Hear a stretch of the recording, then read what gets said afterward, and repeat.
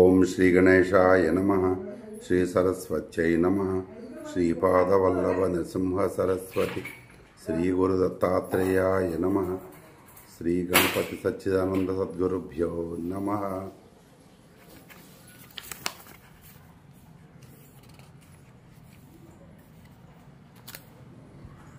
ఓం పార్థాయ ప్రతిబోధితాం భగవతా నారాయణేన స్వయం వ్యాసేన గ్రథితాం పురాణమునినా మధ్యే మహాభారతం అద్వైతామృతవర్షిణీం భగవతీం అష్టాదశాధ్యాయినీం అంబ త్వామనుసందధామి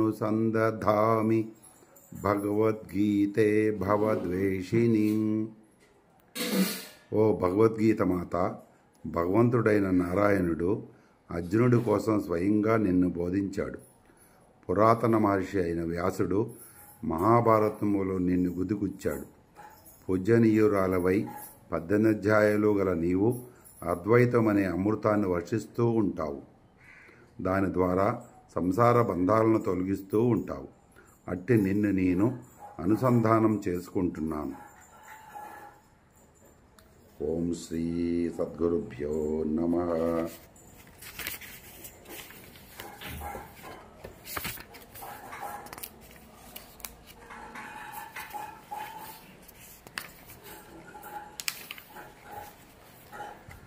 నమోస్తుతే వ్యాస విశాల బుద్ధే పుల్లారవిందాయతపత్రనేత్ర ఏన త్వయా భారత తైలపూర్ణః ప్రజ్వాలితో జ్ఞానమయ ప్రదీప. ఓ వ్యాస మహర్షి, నీ బుద్ధి విశాలమైనది. నీ కళ్ళు వికసించిన పద్మలో 2 పక్కలకు విస్తరించిన 2 రేకుల్లాగా విశాలమైనవి. నీవు జ్ఞానమనే గొప్ప దీపాన్ని వెలిగించి ఆ ప్రమిదను మహాభారతం అనే తైలంతో నింపావు. అట్టి నీకు నమస్కారం.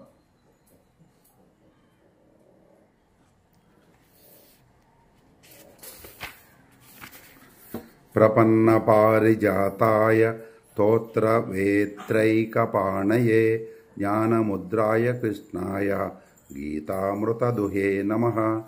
శరణు వేడిన వారికి కల్పవృక్షం వంటి వాడును, గుర్రాలను తోలే చరణాకోల కర్రను ఎడమ చేత్తో పట్టుకున్న వాడును, కుడి చేత్తో జ్ఞానముద్రను ధరించి ఉన్నవాడును, భగవద్గీత అనే అమృతాన్ని పిదుకుతున్నవాడును అయిన శ్రీకృష్ణుడికి నమస్కారం.